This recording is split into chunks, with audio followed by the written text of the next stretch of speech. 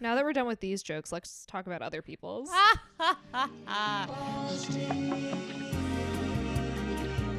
right, so Rachel and I finally watched Hysterical, the documentary about female comedians that we've been talking about for the past 5 episodes. I know you said finally, but it's like it did just come out this week. But we've also been talking about it for so long, but it's here and we watched it. Okay, so we haven't talked about it together yet. No. We were waiting. I watched it last night while I was making dinner. And I watched it while I was putzing around as well. Cute. And I thought it was really cool. I thought it was incredibly well done. Yeah. I was pleasantly surprised by it. I think that if you're... Yeah, I mean, I think if you like stand-up comedy and you like women, you should check this out. It's on Hulu. And it features like a wide variety of really cool women. They interview Margaret Cho, Liza Schlesinger. They talk to Nikki Glaser. They talk to... Here, I have a whole list here. I didn't recognize some of these names, but I will say it was incredibly diverse of all backgrounds, cultures, ethnicities, race. So yeah, Eliza Sherry Shepherd. Do you know who that is? I can't even like picture her face right now. Nikki Fortune Feimster, Margaret Cho, Kathy Griffin, Rachel Feinstein, Lisa Lampanelli, Judy Gold, Bonnie McFarlane, Jessica Kirsten, Marina Franklin, and then there was like a bunch of other women that they credited, like Amy Schumer, etc. Yeah, for showing in the video. Yeah. Yeah. So I mean, within that, I feel like there's a couple of things to talk about.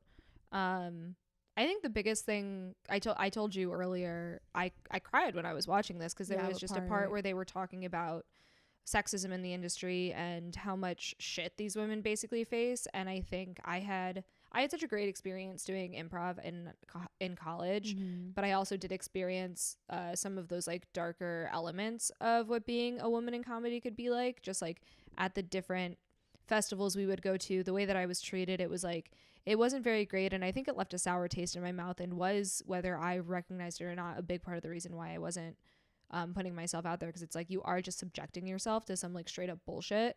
And to see all of these women talk about how they were taking up space and finally felt comfortable to was like just very deeply moving for me. There was this part where I think it was Judy Gold, so she's a lesbian Jewish comedian, and she was saying like that when she was younger, she just didn't get why boys were allowed to do certain things and girls weren't. Like, oh, just because I'm not a boy, I can't do this thing. And the crazy thing was, just the day before, or like a couple days before, my mom literally said the same exact thing in the same tone of voice. And she's not a lesbian, but she is a Jewish mom. And it was cool. And they're the same age around-ish. So to see how much progress women have made in comedy is really amazing, but we still face all these barriers. And like, it wasn't just so long ago, just a generation ago, where we would have been in the same situation where we're like, oh, well, we can't have a podcast because we're girls. Like, why is, just because he's a dick, what difference does that make? Or even hearing just like Amy, or maybe it was Liza, talk about how when she would pitch shows to their network, it was be like, sorry, we already have like one cute blonde girl. Yes, you can't do it. And it's like, we've never once looked at like 5'9" white men and been like, ooh, sorry, we've already got like we're 20 capped. of those, we're capped. Yeah. Or they were also like, I think it was something about a comedy station. What do you say? A comedy house?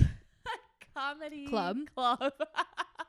A comedy club, where a comedy club would be like, oh, we can't have a woman on because we had one woman on last week and she sucked. So like, women aren't funny. And it's that unfortunate. reminds me of guys who eat pussy, and they're like, they eat one pussy and it stinks, so they're off pussy altogether. But they're not gay, they're not anti-feminist, they're not anti-woman, they just had a bad pussy, and so like, we're taking a break. Like, that's so fucked up. They're just cowards. Yeah. But no, I mean I think in all, like, the documentary, I think, is very good at what it sets out to do, which is to explain who these women are, why they get into comedy, and what the barriers that they face have been and continue to be, and how they're, how the women before them and how they are currently women that pave the way, so that other people can do the same thing. Overall historical, informative thing, bringing in the modern day to back then and year old.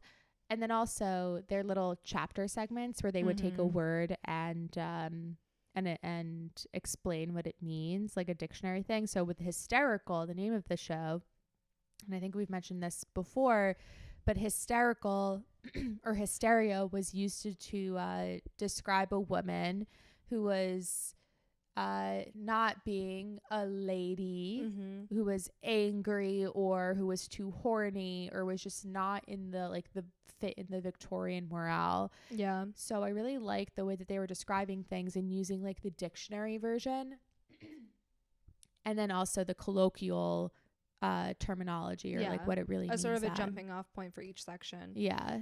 I think on the term ladylike, it was, you know, it's funny because like I always know that there is an expectation of me to be a certain way in society because of the way that I look.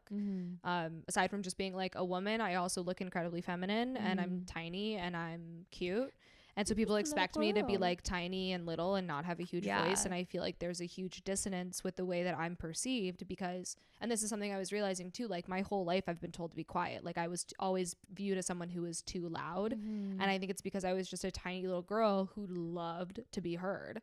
And for a very long time in my life, I silenced all of that because I was constantly told like, stop that. You're too loud. You're not just loud, you're annoying. Like you're not supposed to be that way. And I think we as women hear that so often. And there are specific interviews with men from like the 90s where they're like, oh, who's your favorite like female comedian? And they'd say a man's name. And then they'd be like, to be honest, like women who do comedy are really like devaluing themselves. Like I hate to see a woman degrade who she is. Right. That one guy. I don't remember his so disgusting. So and gross. It's like, I'm going to be fucking loud and disgusting if I want to be. Like that's kind of the whole point. Like I'm just another person. That is interesting what you're saying. It's like the cognitive dissonance. They compute you as a subservient Victorian lady, right? And then you're the opposite of that. You're like, no, I'm actually a person. They're like, how dare you? Yeah, like I don't like that. How dare you exercise your right? You're supposed to be my little doll. But that's also what makes you so cool, dude. That like you do have you're like disarming kind of sense, and I think, I guess, you know, because we're short too, both of us, and like we both also are very like youthful. I like bought beer today. We bought beer before we sat down to do the show, and the guy was like, "Are you sure you're old enough?" And I was like, "Yeah, please don't ask for my ID because I did forget it again." You said that to him? No, but in my head.